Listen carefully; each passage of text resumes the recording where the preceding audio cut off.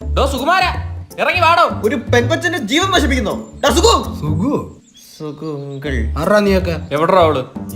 താൻ ഭരണിയിലാക്കി വെച്ചിട്ടില്ല അവള്? ഭരണിയിലാക്കി ഒക്കെ ഇതെന്തോന്ന് കണ്ണി മാങ്ങി?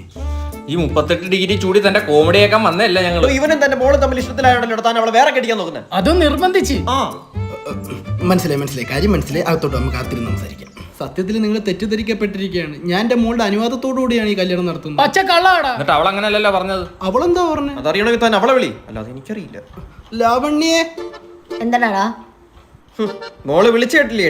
ഡാന്ന്. ഇങ്ങനെയൊക്കെ എങ്ങനെ അച്ഛാന്ന് വിളിക്കുന്നത്? അയ്യോ അത് ഡാഡ അച്ഛാന്ന്. മോളെ ഞാൻ നിന്റെ അടുത്ത് ചോദിച്ചിട്ടല്ലേ ഈ കല്യാണം ഉറപ്പിച്ചത്.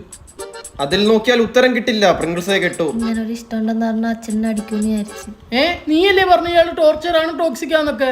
എന്തൊക്കെയാടി ഈ പറഞ്ഞു വെച്ചേക്കുന്നു? മോനെ കല്യാണത്തിന് പട്ടുസാരി വേണ്ട കാഞ്ചീപുരം മതി എന്ന് പറഞ്ഞപ്പോ അത് വാങ്ങിച്ചു കൊടുത്ത്. പെയിന്റ് മൊത്തം ഞാൻ പിങ്ക് അടിച്ചപ്പോ ഈ പിങ്ക് ചോറിന് അവക്ക് വെള്ളം മതിയെന്ന്. എന്തിന് കല്യാണത്തലേന്ന് കളിക്കാനുള്ള ഡാൻസ് വരെ അവൾ എനിക്ക് പഠിപ്പിച്ചു തന്നു. ചുമ്മാതാടാ. എടാ സത്യമായിട്ട് എന്താ അമ്നേ സോയേ ഹേ, അമ്നേ ജായേ ഹേ, ഈ സ്റ്റെപ്പ് തെറ്റിച്ചാൽ ഇവളെന്നെ എന്തോരം അടിച്ചെന്നറിയാമോ? ഇപ്പോഴും തെറ്റിച്ചാ കളിച്ചേ. വൃത്തിയായിട്ടോളാ ഒരു ചെറുക്കന്റെ ജീവിതം വെച്ചാണോ കളിക്കുന്നത്? ഞാൻ ഇനി എന്തോ ചെയ്യാനാ മോനെ? അങ്കിള് വിഷമിക്കണ്ട, കാറ്ററിംഗ് അടക്കം ഫുൾ സപ്പോർട്ട് ഞങ്ങളോട് ഉണ്ടാവും. പോട്ടെ, കല്യാണത്തിന് കാണാം. ലാവ അവന്റെ മൽഗവ ഇങ്ങോട്ടാണ്.